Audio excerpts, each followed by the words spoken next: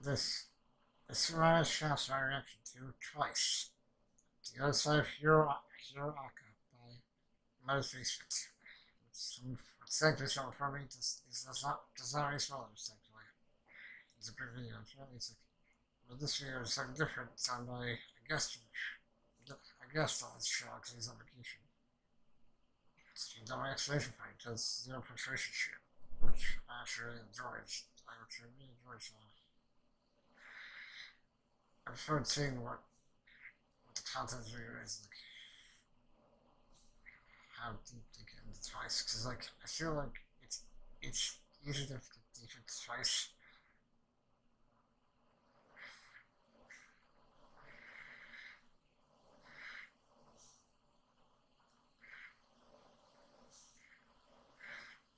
With like, stuff you know, for 24, check all the things that subscribe, it's just, it's time 3, 2, 1, and play. Hey, Mason Brothers, we're still off on vacation in Tokyo, and while we're away, my good buddy Explanation Point is going to be stepping in to cover for me. His videos have a really cool, unique style that's sort of a blend of my type of video essay and zero punctuations comedy. So if you enjoy this, check out more of those. I'll be back on the 16th with a video about Nogan's life, and there is one more guest video coming on the 12th. So look forward to both of those, and please enjoy this. I'll see you guys later. You know what I love?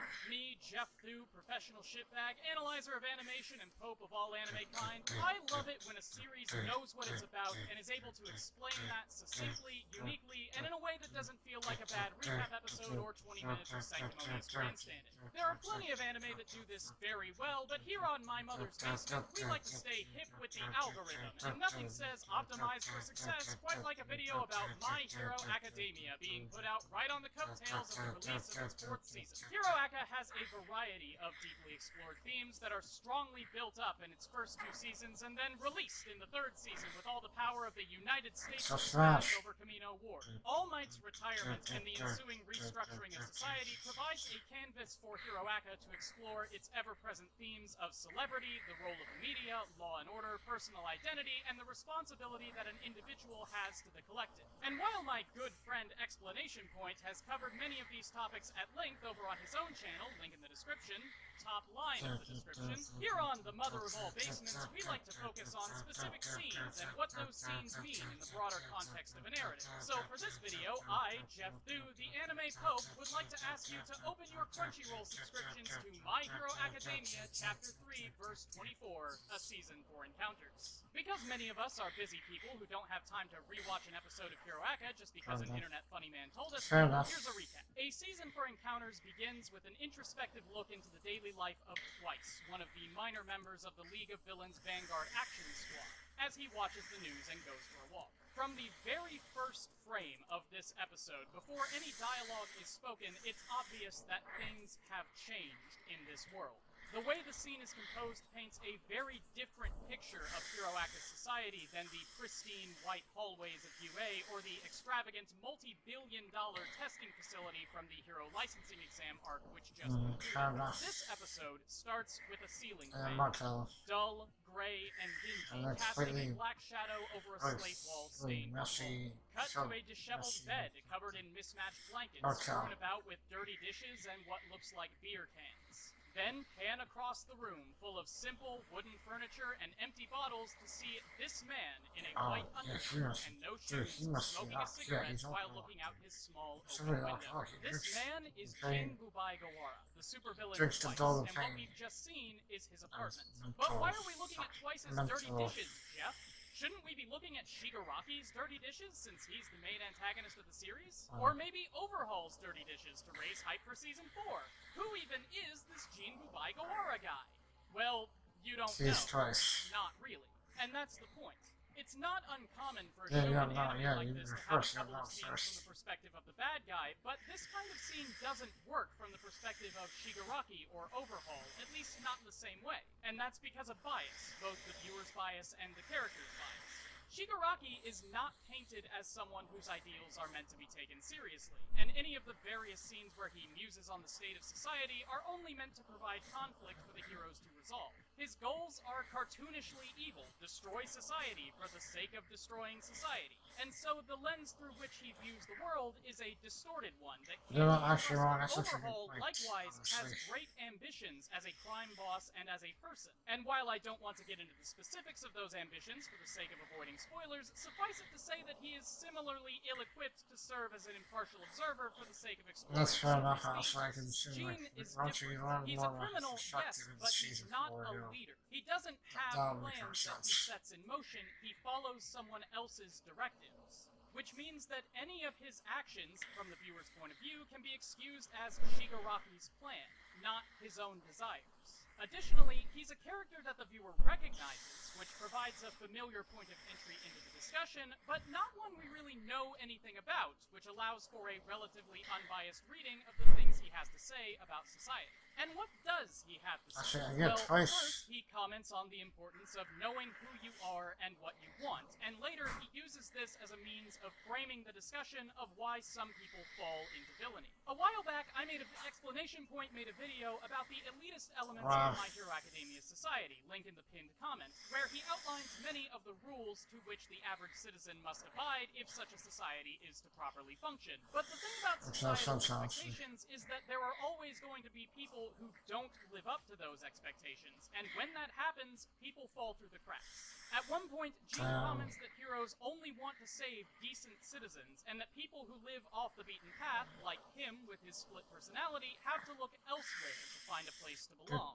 This ostracization of the other is made worse by Endeavor's rising to the spot of #1 hero, which Gene specifically states he is entirely unsuited for, calling him a symbol of the weakening heroes. Before All Might's retirement, the people of Hiroaka's world had a single thing that they could point to and say, look at this. This is what our society stands for.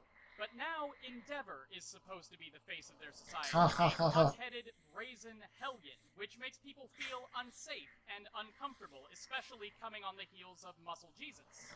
As Exclamation Point has said time and time again, the first line of a hero's job description in this world is to be a symbol of hope. Someone who can convince the public that they are safe and that everything is going to be okay. As Mr. Miyagi, the newscaster, says on Gene's TV, people don't like Endeavor. He has a temper, he frequently goes overboard, and we can see a couple of totally not Google searches flash across the screen that autocomplete Endeavor's name to Endeavor Scary and Endeavor Kids, as though to say, are my children safe if this man's face is on the cover of Hero magazine? If Endeavor is supposed to be the rock upon which people can place their faith in hero society, that faith is going to fall very quickly. And when people lose faith in their society, they get scared, they get paranoid, and they look to find someone to blame. As Gene muses on this idea, Mr. Miyagi addresses possible solutions to this, including the idea that newscasters like himself should be actively working to raise hype for Endeavor and heroes like him instead of reporting negatively. And Gene, hearing this, turns off the TV, as though to say, shut the hell up, you don't know. Gene is one of many people who have been spurned by the world's reliance on heroes. That's why he's willing to work with Shigaraki to change society. His experience with quirks and other people's resulting unwillingness to let him integrate with them is what leads him to the point of villainy. From the things that Gene says about the world around him, hero society would not let him be a functioning member of the group. And hearing Miyagi say that the negative parts of heroism should be swept under the rug in favor of excitement #1 burns him up inside, because he has experienced those negatives firsthand. Were this scene about Shigaraki or Overhaul, we would think nothing of that. Of course they're going to turn on the TV when someone mentions thinking positively about superheroes. They're supervillains. They don't like that. But Gene isn't telling Miyagi to shut up as a supervillain who hates heroes out of principle. He's doing it as a common citizen who's upset with the way of the world and wanting to change it. And as we see him get dressed after this action, we hear his voice and we see his face beaten down from hearing this same shtick over and over, knowing the world says he should believe it, as he thinks to himself, the man knows what he's talking about. Gene's sense of kinship with the villain community, however, is one that he holds reluctant, as we can see when he watches this clearly disposable lump of BDSM silly putty steal a cash register and thinks, villains, only faithful to themselves. But it's a kinship that he takes very seriously, because it's all he has. When Jiren calls him later in the scene, he asks if he's doing okay, which Jiren takes as a simple greeting, but Jin presses for an answer, even emphasizing the you in, are you okay? Despite having a disdainful view of villains as a group, the particular people who have accepted him, problems and all, into their fold are dear to Jin. He cares about them personally, not merely as allies, but as the only legitimate social connections he is allowed to have in a world that so highly values individual contributions to society. Importantly, Jin does not see himself as a criminal at his core, and he explicitly says, I used to be one of those guys who liked to cause trouble. But despite currently belonging to the most feared criminal organization in hero society, Jin no longer believes that he is the kind of guy who likes to cause trouble.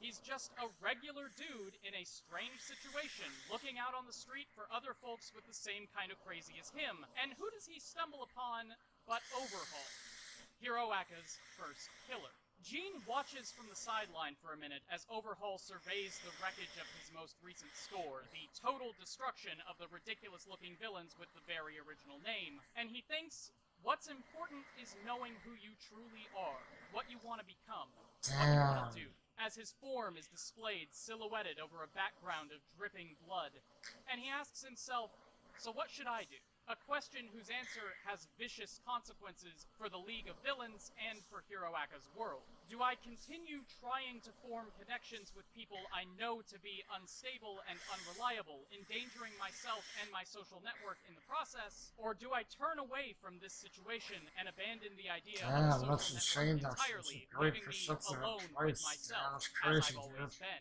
This is the question that this entire aside has been leading to, and it's a question that isn't unique to Jin Bubai-Gawara. Questioning one's place in a collapsing society is going to become more and more common of an occurrence in daily life as time moves on post-Kamino. Without the giant, glowing lighthouse of All Might to give them direction in their lives, the people of Hiroaka's world are going to be pointing at something else to define themselves, and they aren't all going to point in the same direction. Jin's question, what should I do, is going to be on the lips of every average citizen trying to find their way in this new world. And with the ever-unpopular Endeavor serving as the face of hero society in All Might's absence, more and more people are going to find themselves thinking like Jin and wondering if maybe the hero class doesn't have their best interests at heart. That's why this kind of aside is so important.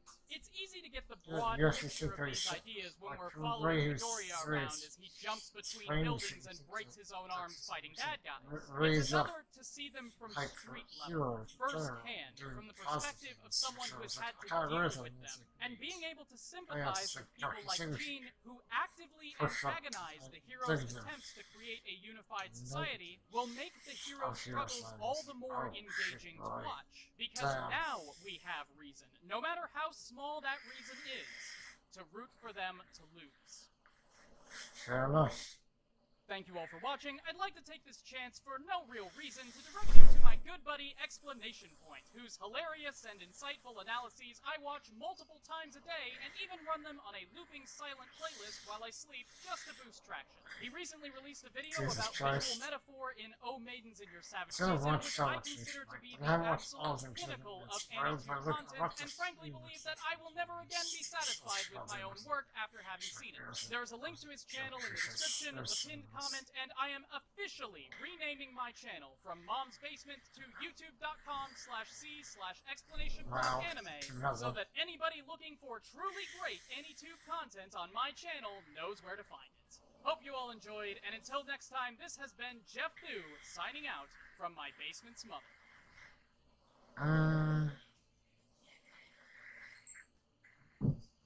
That was a great, insightful perspective on Twice and on how he views society, like the ramifications of what society is not going to be like because of only its retirement.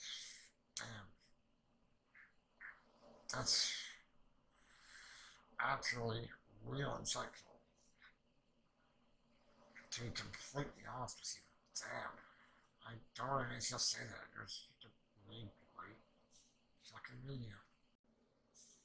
At the end of the video, I would like to thank all my current subscribers on YouTube and all my current patrons on Patreon. And if you enjoyed the video, please like and comment if you like. And if you enjoy the channel, please subscribe. And you find the links to my third Patreon video I'm watching, as well as the redirect to the reaction itself down below in the description. If you like to stay on Patreon, please do, and I hope you keep continuing to enjoy the content. And finally, as my favorite area reviewer and community crew, Jesse Wood Talking, would say sayonara, bye bye.